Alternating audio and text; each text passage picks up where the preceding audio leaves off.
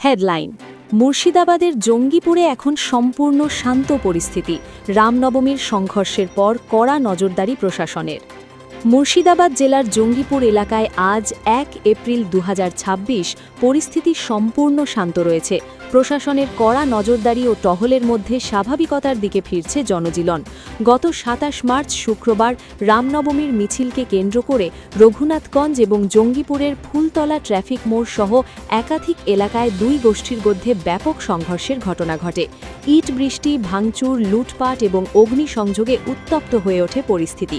এই ঘটনায় অন্তত ১৫ জন আহত হন, যার মধ্যে পুলিশ কর্মীরাও রয়েছেন। পরিস্থিতি নিয়ন্ত্রণে আনতে পুলিশ ও কেন্দ্রীয় বাহিনীর লাঠিচার্জ করে। জঙ্গিপুর ও রঘুনাথগঞ্জ এলাকায় জারি করা হয় ১৬৩ ধারা। এই ঘটনায় এখন পর্যন্ত প্রায় ৩০ থেকে ৩১ জনকে গ্রেপ্তার করা হয়েছে। ভিডিও ও সিসিটিভি ফুটেজ খতিয়ে দেখে আরও অভিযুক্তদের শনাক্ত করার কাজ চলছে। ধৃতদের মধ্যে রাজনৈতিকভাবে যুক্ত ব্যক্তিরাও রয়েছেন বলে জানা গেছে। ২৯ থেকে ৩১ মার্চ পর্যন্ত আপডেট অনুযায়ী পরিস্থিতি সম্পূর্ণ নিয়ন্ত্রণে রয়েছে। যদিও অনেক দোকানপাট বন্ধ, তবুও এলাকায় ধীরে ধীরে স্বাভাবিকতা ফিরছে। পুলিশ ও কেন্দ্রীয় বাহিনীর রুট মার্চ অব্যাহত রয়েছে। ডিআইজি সাধারণ মানুষকে গুজবে কান না দিয়ে শান্তি বজায় রাখার আহ্বান জানিয়েছেন।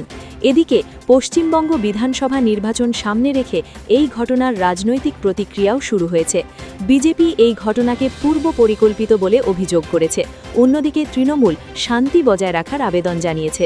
উল্লেখ্য, গত বছর ওয়াকফ আইনকে কেন্দ্র করেই এই জঙ্গিপুর এলাকাতেই বড় অশান্তির ঘটনা ঘটেছিল। তবে এবারের ঘটনা সম্পূর্ণভাবে রামনবমীর মিছিলকে কেন্দ্র করেই। আজকের আপডেট অনুযায়ী নতুন করে কোনো বড় অশান্তির খবর নেই। এলাকায় সতর্কতা বজায় রাখা হয়েছে।